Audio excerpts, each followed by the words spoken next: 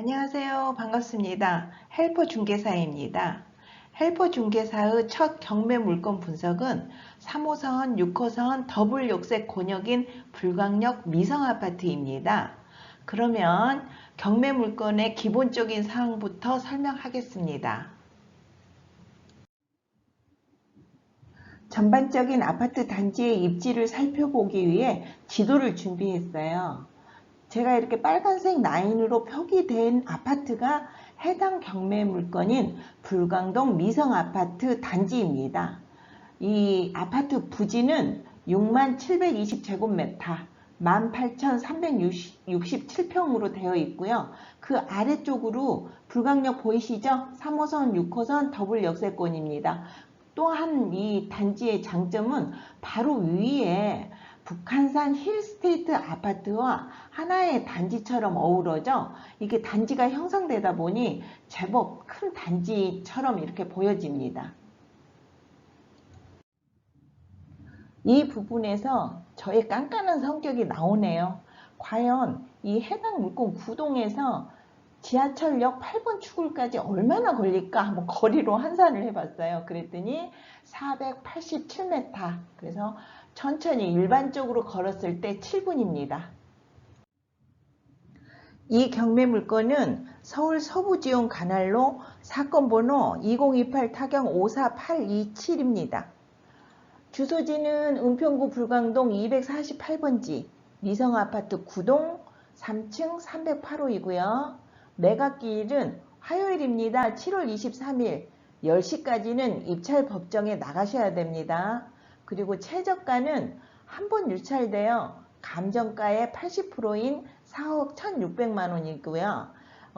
보증금, 입찰 보증금이 있습니다. 이 보증금은 이 최저가의 10%, 즉 4,160만원을 수표 한 장으로 준비하시면 되겠습니다.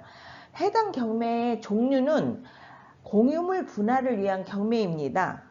부동산 공유물을 그 가치에 따라서 분할하기 위해서 현금화하는 것을 목적으로 하는 경매이다 보니 이 경매의 최대 장점인 명도가 아주 수월할 것 같습니다.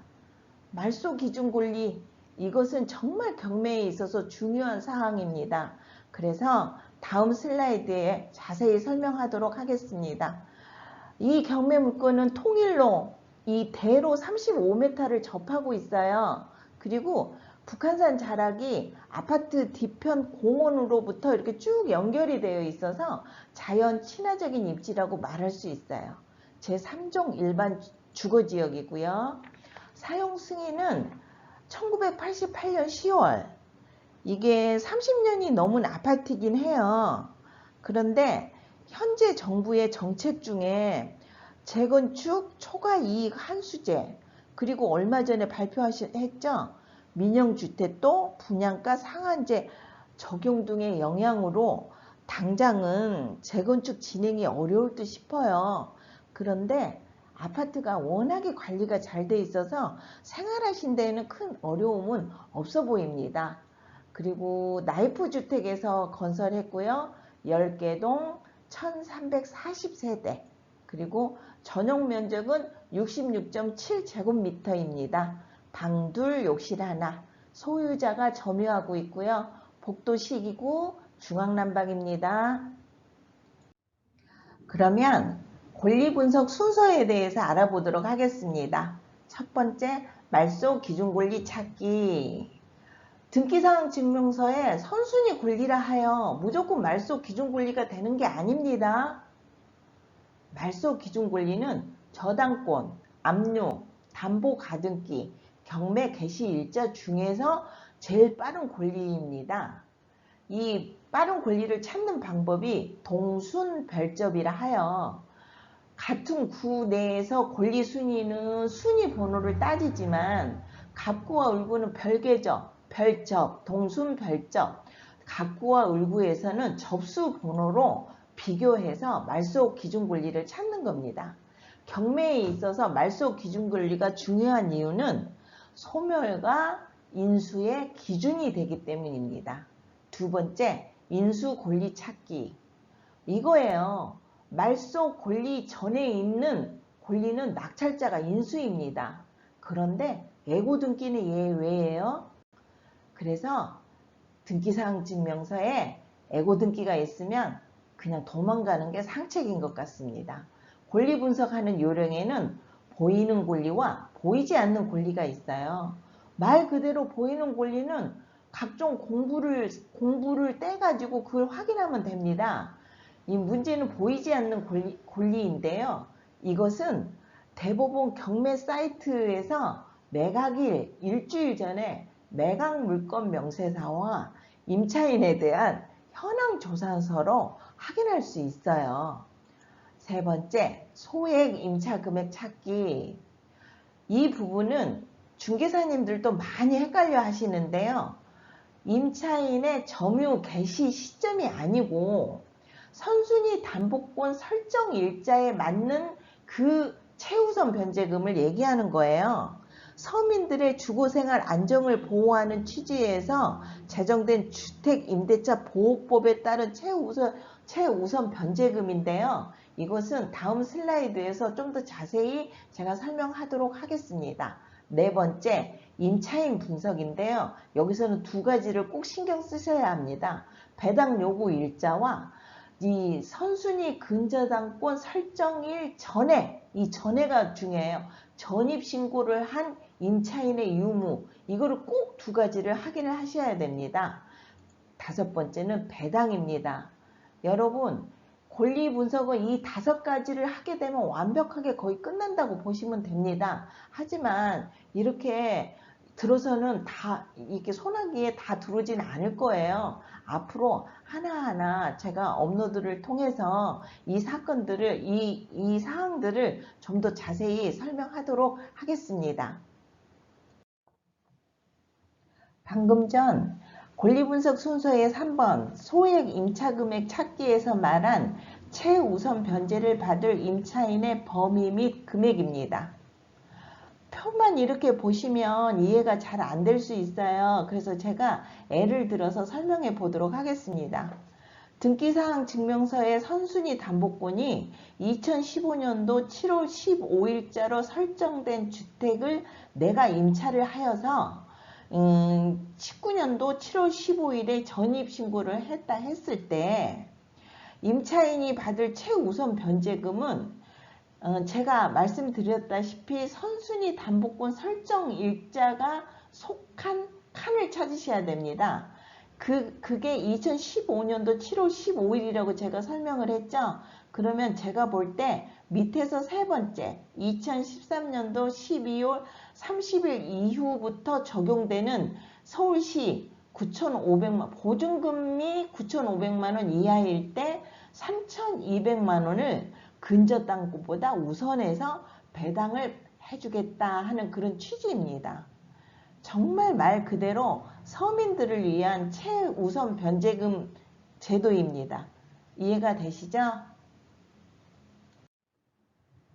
간단하게 설명이 가능한 참고용 등기사항 증명서로 해당 경매 물건의 말소 기준 권리에 대해서 다시 한번 보기로 해요. 흔히 있는 갑구의 압류 없죠?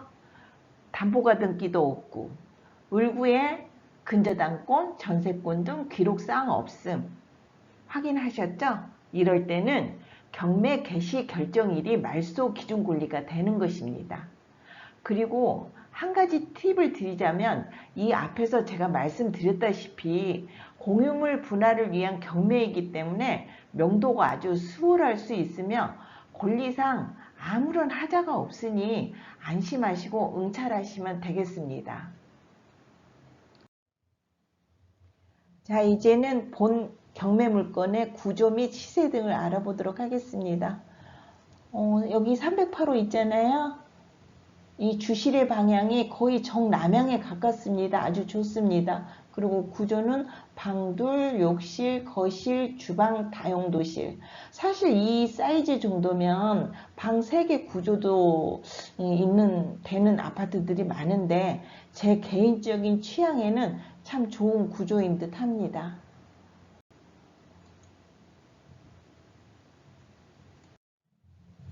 KB 부동산 시세입니다. 제가 이렇게 빨간 블록으로 표기해 놨죠. 해당 물건이 3층이니까 한 5억 3천 내외로 보면 어떨까 싶습니다. 시세를 파악하기 위해서는 꼭 해야 할 국토교통부 실거래가입니다. 매매계약에는 사정 변경으로 인해서 최상위 금액과 최하위 금액을 제외하고 중간가를 체크해 봤어요. 그래서 최상위 금액인 5억 8천, 2018년도 10월에 매매 금액이 이루어진 5억 8천하고 또 2019년도 4월에 매매가 이루어진 4억 7천을 제외한 나머지 부분을 체크를 해봤습니다. 그랬더니 최하 5억 500에서 최상 5억 6,300까지 요 정도 군에서 거래가 이루어지는 것 같습니다. 마지막으로 요즘 부동산 매수에 대한 의견이 분분하여 학자들마다 달리 해석하는 듯 합니다. 그런데 아무리 춘추 전국시대라 해도 거래량, 특히 아파트 매매 거래량은 확인을 해보는 게 좋을 듯하여 2018년도 6월부터 2019년도 5월까지 최근 1년간의 7대 대도시와 경기 지역에 대한 월별 데이터를 뽑아봤습니다. 역시 눈에 띄도록 거래량이 높은 곳은 경기 지역입니다. 그 다음이 서울 지역, 3위가 인천이네요. 그런데 이렇게 숫자로 된 도표를 보니 월별 흐름을 잘 모르겠죠. 하여 시각화 자료, 즉 그래프를 그려봤어요. 2018년도 9.13 후의 모습이 그대로 그래프에 옮겨놓은 듯 합니다. 그런데 서울 지역은 이 그래프의 끝이 좀 심상치 않아 보이지 않습니까? 약간 상향을 방향이 위를 향해 있는 듯해 보이기도 합니다만 이게 다시 수그러들지 좀 더 지켜봐야 될 것 같습니다. 앞으로 이 부동산 거래량만큼은 제가 자주 확인하겠습니다. 여러분, 제가 하는 설명들이 있잖아요. 좀 무겁죠? 그냥 듣고 뒤돌아서면 잊어버리셔도 돼요. 이렇게 기회가 되시면 듣고 까먹고 또 나중에 듣고 까먹고 이렇게 자주 하다 보면 흘러버리지 않고 굳을 날이 있을 거라고 생각합니다. 중간에 듣다가 이해가 안 되는 부분이 있으실 땐 댓글 주세요. 여러분 안녕.